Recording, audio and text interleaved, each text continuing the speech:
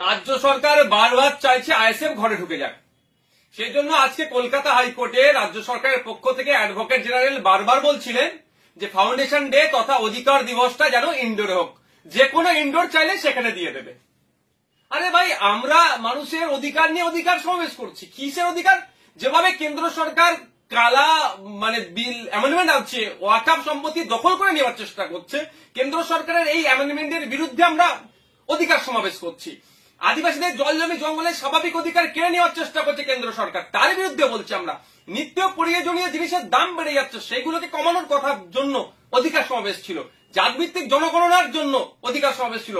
যেভাবে বিভিন্ন রাজ্যে মুসলমান হওয়ার জন্য, দলিত হওয়ার জন্য, আদিবাসী হওয়ার জন্য পিটিএ মেরে দিচ্ছে, তার বিরুদ্ধে, মহিলাদের উপরে যে অত্যাচার চলছে তার বিরুদ্ধে আমরা এখানে সেগুলো বন্ধের জন্য অধিকার সমাবেশ ডেকেছিলাম। আমাদের বাড়ির মেয়ে তিলোত্তমার সাথে যেভাবে অন্যায় হলো, তার প্রকৃত যারা এর সাথে যুক্ত প্রত্যেকের সর্বোচ্চ শাস্তির জন্য আমরা অধিকার সমাবেশ ডেকেছি।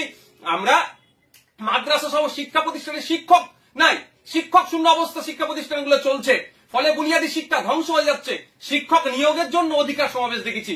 এতে রাজ্য সরকারের কষ্ট হচ্ছে, ব্যথা উঠছে, সেই জন্য বারবার চেষ্টা করছে আমাদেরকে ঘরের মধ্যে ঢুকিয়ে দেওয়ার জন্য।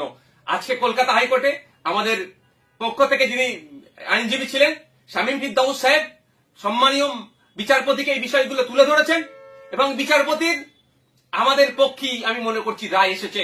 রাজ্য সরকারের মুখ পুড়েছে, এদিকে দিয়ে আমাদের সমাবেশকে আটকাতে পারলো না। আমাদের ওখানেই শহীদ মিনার চত্বরে বেলা 12টা থেকে আগামীকাল সমাবেশ হচ্ছে, সেটা কলকাতা হাইকোর্টের রায়কে মান্যতা দিয়ে আমরা করব।